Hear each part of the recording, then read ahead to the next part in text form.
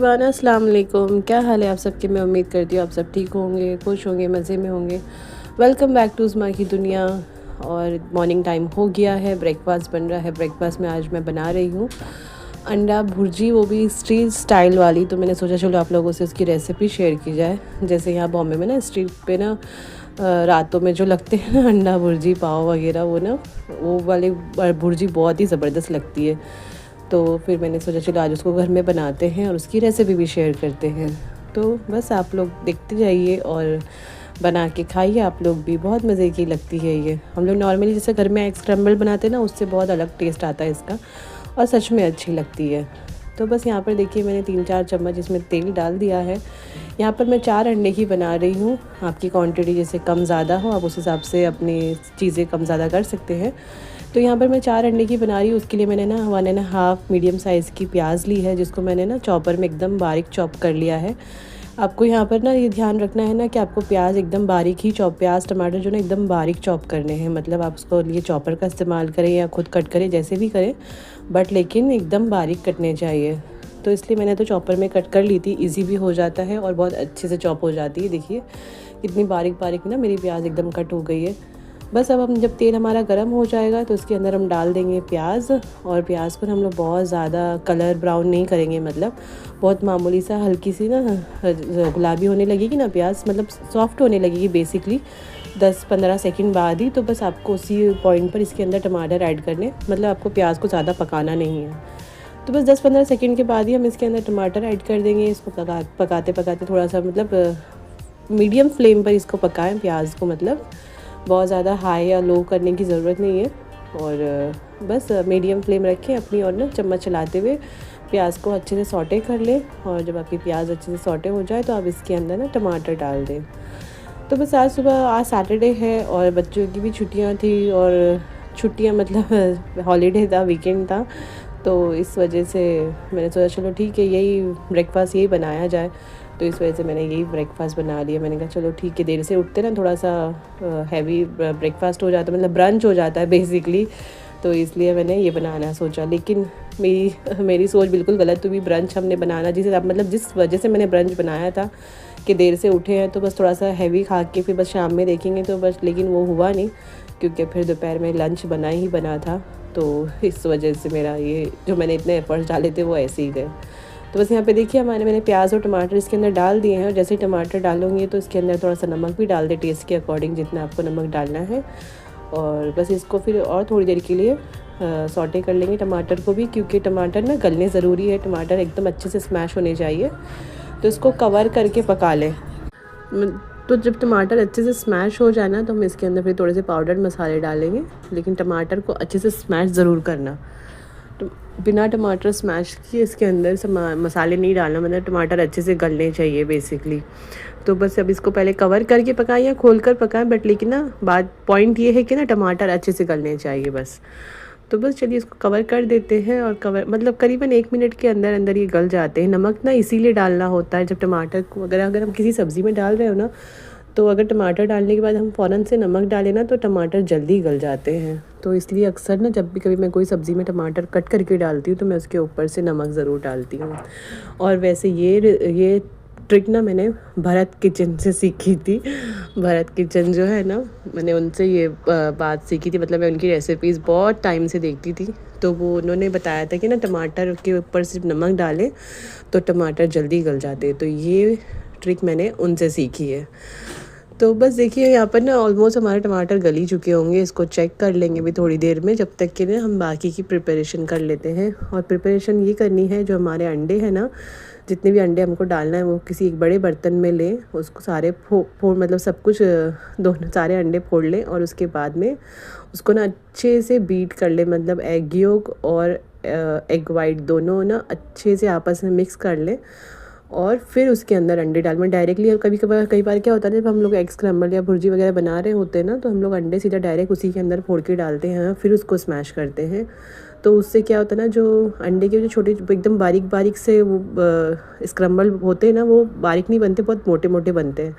तो ना वो स्ट्रीट वाला टेस्ट भी नहीं आता, दिख लुक भी नहीं आता, मतलब बेसिकली जैसा स्ट्रीट स्टाइल आपने कभी भुर्जी वगैरह खाई होगी ना, तो आपने देखा होगा उनकी बारीक भुर्जी ना बहुत बारीक बारीक एकदम दाने जैसी होती है, एकदम जरा जरा सी ना एकदम खिली खिली होती है। तो वैसा बनाने के लिए ना आपको ना अंडे अलग से फेंटने ज़रूरी है, अलग से निकालें और उसको फेंट लें। तो बस इसी वजह से मैं यहाँ पर ये अंडे साइड बाय साइड फेंट रही थी जब तक हमारे टमाटर हो रहे थे।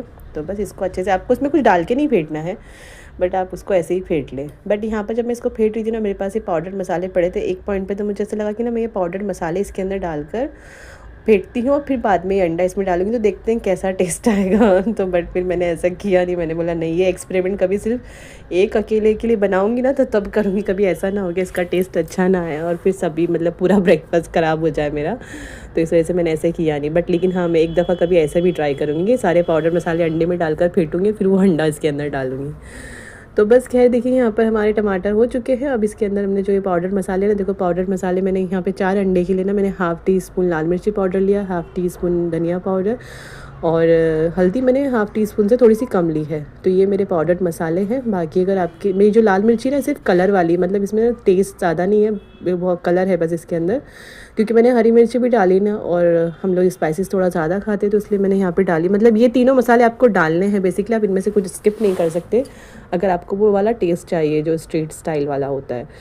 तो बस ये सब इसके अंदर डाल दें और इसमें ज़रा सा पानी डाल के, क्योंकि पाउडर है ना तो एकदम डायरेक्टली भूनेंगे तो वो जो है ना जल सी जाता है, एक अजीब सी महक होती है, तो इसलिए थोड़ा सा पानी डालें और उसको भून लें अच्छे से। और बस जब ये भून जाए ना अच्छे से, बस फिर इसके अंदर हम अंडे डाल देंगे। देखो हमारा जो प्याज का और टमाटर का चटनी टाइप कह लो, कितनी अच्छे से स्मैश हो गई एकदम ना, दिख नहीं रहा है ना टमाटर दिख रहे ना प्याज दिख रहा है, इसलिए बस कुछ कोई मसाला सा है। तो बस कहने का मतलब मेरा ये है कि आपको ना प्याज टमाटर जो कट करके आप इसमें डालेंगे ना वो एकदम ही बारीक होने चाहिए, वो ना ऐसे दिखने नहीं चाहिए। तो बस यहाँ पर देखिए हमने अंडा डाल दिया इसके अंदर और यहाँ पे मैंने 4 अंडे फेंटे थे। तो बस अब इसको ना अच्छे से, और डालने के बाद फिर आपको तुरंत से ना इसको फेंटते रहना है, मतलब जब तक ना ये बिल्कुल बर्तन को छोड़ ना देना अंडा, तब तक आपको इसको फेंटते रहना है, इसको मिक्स करना है अच्छे से, मतलब आपको इसको एकदम बारीक करना बहुत ज़रूरी है। तो ये मतलब ये वैसा लुक आता है, मतलब दिखने में ना वैसी ही लगती है, क्योंकि उनकी ना हमने स्ट्रीट वाली कभी खाई हो तो देखी हो तो आपने उनकी एकदम बहुत बारीक बारीक उनके अंडे दिखाई देते एकदम दाने जैसे। तो बस वैसी हमको बनानी है ना, तो उसके लिए इसको फेंटना बहुत ज़रूरी है। तो बस देखते हैं, इसको फेंटते रहते हैं जब तक कि ना साइडों में से बर्तन को नहीं छोड़ देता ना अंडा, तब तक इसको फेंटते रहें। और बस ये देखिए हमारी अंडे की भुर्जी बनकर हो गई है तैयार। ये देखो बिल्कुल छोड़ दिया ना बर्तन और तेल सा भी छूटने लगा है। तो बस आप उसके बाद में ना आप इसको करीबन 1-1.5 मिनट और पकाएं, ताकि अंडे की जो कच्चापन है वो बिल्कुल ख़त्म हो जाए और हमारी भुर्जी बनकर हो जाए तैयार। देखिए मज़े की, वाकई में बहुत मज़े की बनी थी। अगर आप चाहें ना इसको बटर में भी बना सकते हैं, बट मेरे हस्बैंड ना बटर खाते नहीं ना, मैंने बताया था, तो इस वजह से मैं बटर में नहीं बना पाती ये सब चीज़ें ना। बट लेकिन मैंने अपने लिए ना जो पाव, मतलब पाव से खाने के लिए बनाए, भुर्जी पाव मिलता है ना, वो जो मिलता है बाहर स्ट्रीट पर, तो मैंने अपने लिए जो पाव मंगाए थे ना, तो मैंने वो पाव बटर में सेक लिए थे, तो उसका टेस्ट सिके हुए पाव के साथ में मतलब बटर में बहुत ज़बरदस्त आया था। बल्कि जो बाहर मिलता है ना, वो लोग तो तवे पे बनाते हैं ना ये भुर्जी वगैरह, तो वो लोग तो तवे पे से जब भुर्जी हटा लेते हैं तो उसी तवे के ऊपर पाव सेकते हैं, तो थोड़ा सा मसाला भी होता है उसके अंदर और मक्खन और मसाले का ना मिला जुला टेस्ट इतना औसम लगता है, वो टेस्ट बहुत अच्छा लगता है एक्चुअली। पहले तो एक दफ़ा मैंने सोचा था कि कढ़ाई में ही पाव लगा के सेक लेती हूँ, उसमें से सारा भुर्जी खाली करती हूँ प्लेट में और इसी के अंदर सेक लूँगी, बट फिर वो मुझे ठीक नहीं लगा, मुझे लगा कभी सही से मैं सेक ना पाऊँ, और जिस वजह से फिर मैंने तवे का ही यूज़ किया। मैंने कहा चलो तो तवे का ही इस्तेमाल करते हैं। तो बस यहाँ पर देखो हमारी भुर्जी तो हो चुकी थी, तो मैंने इसको साइड कर दी और बस अभी जो मेरे पाव है ना, मैं उनको बटर लगा कर सेक लेती हूँ अच्छे से। और यहाँ पर साइड बाय साइड मैंने ना बच्चों के लिए अंडे बॉईल करने भी रखे थे, क्योंकि वैसे तो ना बच्चे ऐसा कुछ है नहीं कि मतलब नहीं खाएंगे अंडे की भुर्जी वगैरह, मतलब आयशा तो खा ही लेती, बट मोहम्मद का थोड़ा सा ऊपर नीचे रहता है कि वो खाएगा नहीं खाएगा, तो इस वजह से ना मैंने इन लोगों के लिए अंडे बॉईल कर दिए थे, क्योंकि बॉयल अंडे तो ये लोग शौक से ले ही लेते हैं दूध वगैरह के साथ में। तो मैंने कहा चलो तो ये लोग कम से कम इनके नाश्ते में अंडा तो जाएगा, बॉयल अंडा। और मोहम्मद तो ना एग योक नहीं खाता, सिर्फ एग वाइट खाता है बॉयल अंडे का भी, तो फिर इस वजह से और थोड़ी सा मुझे परेशानी होती है कि बच्चा ना अंडा बिल्कुल नहीं खाता, पता नहीं क्या है। तो बस इस वजह से मैंने इन लोगों के लिए अंडे बॉईल कर दिए थे दूसरे गैस पे। और आज तो चाय भी नहीं बनी थी नाश्ते में, लेट इतना हो रहा था ना, तो मैंने सोचा चलो ठीक है जो भी कुछ है अभी पहले ये नाश्ता कर लेते हैं, उसके बाद में हम बाद में चाय पियेंगे। तो इसलिए आज हमने चाय जो है नाश्ता करने के बाद में पी। पहले अपना ब्रेकफास्ट ख़त्म किया, उसके बाद हमने चाय पी। बस तो यही था आज का हमारा ब्रेकफास्ट। वैसे तो ब्रेकफास्ट में सबके लिए ना बने थे चने, लेकिन ना मुझे चने खाने नहीं थे और मेरा चने खाने का कोई भी मूड नहीं था। मेरा क्या मतलब, हम मेरी पूरी फैमिली में से किसी का मूड नहीं था। बच्चे तो खैर खाते ही नहीं, तारिक कभी कभार खा लेते हैं, मतलब ये खाते हैं शौक से चने वगैरह, बट आज उनको भी नहीं खाने थे। कहने लगे नहीं मुझे खाने नहीं है चने। तो मैंने कहा तो फिर तो बहुत अच्छी बात हो गई, क्योंकि मेरा सच में भुर्जी पाव खाने का मन कर रहा था और वो स्ट्रीट वाली ही खानी थी। और इसकी क्रेविंग ना मुझे रात से हो रही थी, पता ही नहीं क्यों।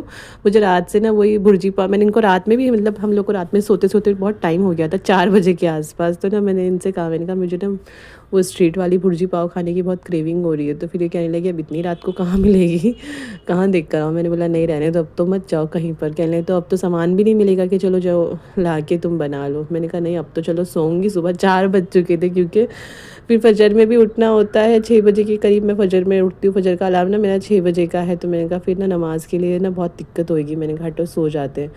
आज छुट्टी थी ना, तो बच्चे भी सब देर से सोए, बच्चे ही 2:30 बजे सोए हैं। बच्चे सोने के बाद में फिर बाद में ना हम लोग बैठकर हम दोनों हम लोग बिग बॉस देख रहे होते हैं बच्चे सोने के बाद में। तो इसलिए हमारा 1-1.5 घंटा और निकल जाता है, तो इसलिए हमारी रात ऐसी जाती है। तो इस वजह से मुझे फिर भूख लगने लगी।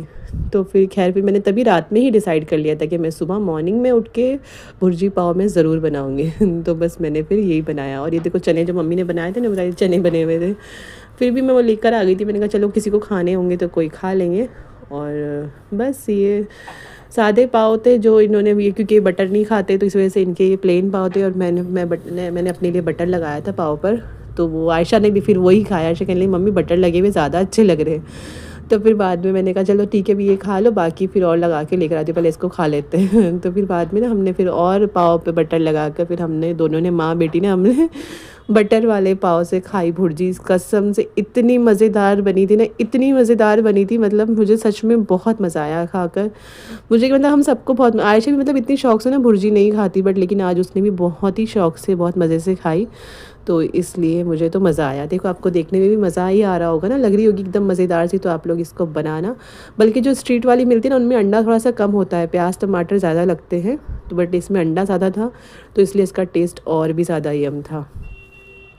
तो बस फिर यहाँ पर देखो लंच की बारी आ गई थी। और लंच में आजकल ना मेरी पुलाव इतनी फेमस हो गई है, इतनी फेमस हो गई है, लोग मेरी पुलाव खाने के लिए आ रहे हैं घर में। ये मेरी बहन आई थी और उसने मुझे डिमांड करके बोला था, उसने भी, उसका भी फ़ोन आया था, कहने लगी मैं आ रही हूँ और ना मुझे तुम्हारी ना वही वाली पुलाव खानी है, कोफ्ते वाली जो तुमने बना के व्लॉग में डाली थी ना, वो मुझे बहुत अच्छी लगी, दिखने में इतनी टेस्टी लग रही थी, तो मुझे वही खानी है, तो तुम वही बनाओगी। मैंने तो मना कर दिया था, मैंने बोला मैं नहीं बना रही अभी, मैंने एक हफ्ते में 3 दफ़ा बना दी वो। तो फिर कहे नहीं मुझे वही खानी, तुमको वही बनानी होगी तो मैंने बोला चलो ठीक है बनाती हूँ, आ जाओ। तो बस वो आ रही थी दोपहर में, तो फिर बस उसी की वजह से ये दोपहर में हमने फिर से आज हमारे घर में कोफ्ते की पुलाव बनी थी। तो अब आप लोगों को समझ आ ही गया होगा कि वो रेसिपी कितनी ज़बरदस्त थी। तो इसलिए मैं आप लोगों को आज फिर से सजेस्ट करूँगी कि आप लोग प्लीज़ उस रेसिपी को ज़रूर ट्राई करना, बहुत ही मज़े की है यार सच में ना। खाने वाले खाकर ना आपको दुआएं तो बहुत देंगे और इतनी तारीफ़ करेंगे, तो आप लोग खुश हो जाओगे। तो इसलिए ना इसको ज़रूर से ट्राई करना। तो देखो यहाँ पर आज फिर से कोफ्ते बन रहे हैं। और उधर साइड, हाँ, आज हमने ना 3 केजी चिकन मंगाया था, और 3 केजी चिकन में से थोड़ा सा बोनलेस जो मतलब जो उसके ब्रेस्ट जो बोनलेस पीसेस थे उसके हमने कीमा बनाया, और बाकी पूरा चिकन हमने उसमें डाल दिया पुलाव में। तो इस तरीके से मैंने आज ये चिकन की पुलाव, कोफ्ते की पुलाव सॉरी बनाई। और बल्कि ना आज मैंने ना वो आलू जो मैं ऊपर से फ्राई करके डालती हूँ ना, वो मैंने बल्कि आज नहीं डाले थे, क्योंकि ऑलरेडी ना बहुत लेट हो रहा था। उसको क्या करती हूँ ना मैं, सारी जब शुरुआत में जब मैं बनाना शुरू करती हूँ उसी टाइम पर मैं वो आलू फ्राई करके निकालती हूँ ना। बट ऐसा कोई नहीं, मैं लास्ट में बीच में भी फ्राई करके अलग से रख सकती थी, कर सकती थी, बट मैंने किया नहीं, क्योंकि मेरे पास ना ऑलरेडी बहुत सारे काम थे ना। मतलब मैं यहाँ मैं खुद ही रही थी, और मुझे बनाते वक्त किसी और की मदद ऐसी लगती है, मतलब मुझे ना मैं फिर कन्फ्यूज़ हो जाती हूँ, मुझे नहीं चाहिए रहता कि कोई हो। तो फिर इस वजह से मैंने ना फिर वो नहीं किया, मैंने कहा हटाओ कोई नहीं, आलू ही तो थे, अब की बार ऐसे ही खा लेंगे। तो फिर खैर मैंने इस वजह से आलू उसमें नहीं डाले आज फ्राई करके। तो बस लेकिन बनी थी बहुत ज़बरदस्त। तो लेकिन अब की बार मैं सोच रही हूँ अब की बार ना ज़मज़म पुलाव या ज़मज़म बिरयानी बनाऊँ मैं, और उसकी रेसिपी आप लोगों के साथ शेयर करूँ। इंशाल्लाह जल्दी बनाऊँगी और जल्दी शेयर करूँगी, तो फिर आप लोग मुझे बताना कैसी बनी थी मेरी ज़मज़म पुलाव या बिरयानी। बहुत मज़े की लगती है वो भी, बहुत ही वो ज़बरदस्त। क्योंकि कोफ्ता पुलाव बनाने के बाद में मुझे ऐसा ध्यान में आया कि मुझे ना उसकी बजाय वो बनानी चाहिए थी, बट खैर कोई नहीं, अभी भी बना सकती हूँ मैं। और वैसे भी कोफ्ते वाली पुलाव तो इतनी बार बना चुकी हूँ, इतनी बार बना चुकी हूँ, तो अब मुझे कुछ नया बनाना है, तो इस वजह से अब की बार मैं ज़मज़म पुलाव बनाऊँगी। और ये देखो बीच वाले गैस पे ना चाय बन रही थी, क्योंकि खाना भी बन रहा था उस वक्त में ना, कुछ लोग भी आए हुए थे अब्बू से मिलने के लिए, तो चाय भी चढ़ाई हुई थी। तो बस इसी वजह से ना मेरे पास में टाइम नहीं होता है कभी, जब मैं किचन में होती ना तो बीच बीच में 2-4 काम मेरे साथ में लगे ही रहते हैं, तो इस वजह से ना मेरा मतलब मैं अगर कुछ और करने की सोचूं तो मैं कर नहीं पाती।